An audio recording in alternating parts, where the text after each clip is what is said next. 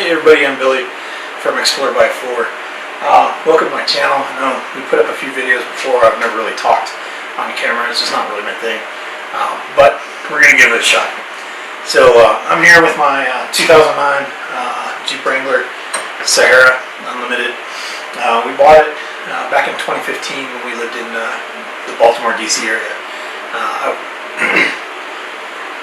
I had a FJ Cruiser for 4 or 5 years. I loved it, and then met my wife. We got married and had a baby. And man, that thing was, as much as I love that truck, it was just not really easy to get around with kids in. Trying to get the car seat maneuver with the suicide doors, it was a headache. So bought the Jeep in Bel Air, just north of Baltimore, and had a lot of problems. Had to go through, sort a lot of things out. The previous owner didn't do a very good job taking care of the Jeep. So drove around in Maryland, went on a few trails, but Roush Creek, and went wheeling with some buddies, and just had a blast. We drove it all the way to Niagara Falls. One of the things that we quickly realized was that the 3.8 liter engine and the transmission, that's the 42R lead transmission, just aren't a good combination. Understand how big business works. Kind of take what you got, you throw it together, and it is what it is. But we did have a lot of fun with the Jeep. We ended up moving to Hawaii. We lived in Oahu for a while. Took the Jeep with us there. Got to know a bunch of people. The Jeep scene over there is pretty cool. And did some of the trails up on the Peacock Flats, up on the northwest side of the island. Had a blast. Had a really good time. Really enjoyed having a Jeep over there. I don't think I hardly ever put the doors on, except when the kids were in the back. It was just really nice. Fast forward to the end of 2016. I'd done just about, I finished about 24 years in the Army, and just it was time to go.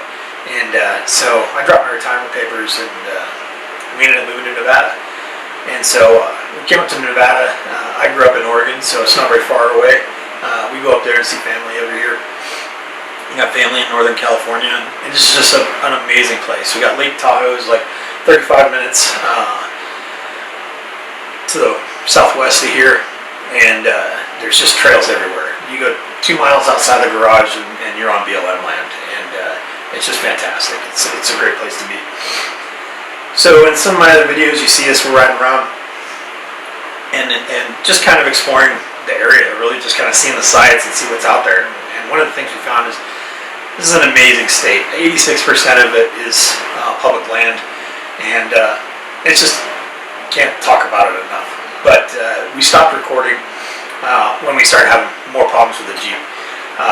Some of the things that we ran into were suspension, steering problems, some small issues with the driveline, but we got it all worked out. So went ahead and swapped out the drive shafts, re-geared 488s from the stock 373s. We did a metal cloak, adjustable control arms. We did a Synergy, track bars, and drag links. We did metal cloak on the back, and that was really a huge improvement. And then we dropped down from the 18-inch wheels and tires that we had on here before. We dropped down to a 17-inch, and then we went with, we got rid of those tread rights. It just was not the right application for us. And then we went with the Maxxis Razors 35s. And I'll tell you what, that was like night and day. This is my daily driver. Go to work and back, and drive around town, go visit friends and family and stuff. I love driving my Jeep. And so, yeah, that was a huge improvement. So last week, my kids and I had our mountain bikes loaded up in the truck, and we were going to go up in the Jeep, and we were going to go up and meet some friends. My friend from Mike from All Terrain Family and his 2 boys. So me and my kids loaded up, and we were headed up Mountain Rose Highway to meet them. And all of a sudden, just this crazy noise started coming out from underneath the hood. Felt like I lost power, and we realized that 163,000 miles on the motor, and it was done. So called my buddy Tom up at Tom's Hack Shack on Instagram, and talked to him for a minute, and he said, yeah, he can confirm my worst fears. and came down and helped me tow it up to his place. Put it up at his house for a week, and while I started the search. So we hit some of the forums and some of the Facebook groups and started asking, what would you do? And there was there wasn't a lot of people that were recommending to go back to a 3.8 liter. It is what it is. It wasn't the engine for us, not for our application. We tow our little trailer. We like to go out camping and see stuff, and it's a good engine. It wasn't for us. And so then we started down the path of LS versus Hemi. We weren't really sure, which one was the better application. With Hemi, it's kind of plug and play. Some modifications. LS requires some other stuff. So you gotta get the wiring harness adapter and the CAN bus, and there's a few other things that we had to accomplish. Ultimately, what we decided was that we wanted to go with the history and the reliability of the LS versus the Hemi. So I started my search, went online, found a company, B&R Wrecking. They have a yard down in Carson City, and we went with them. We found a 5.3 LM7 and a 4L80 transmission that we're gonna put in here. So talked to my buddy. He's done this before. He said, "Yeah, man, we could do this in your garage." He said, "It's not gonna be that hard." So fingers crossed. I trust you, man. We're gonna go down this path together, and I'm gonna learn. I have no mechanic experience except for just fixing small things that bolt on and bolt off. So this is an adventure, and I'm super excited about it and totally freaking out at the same time.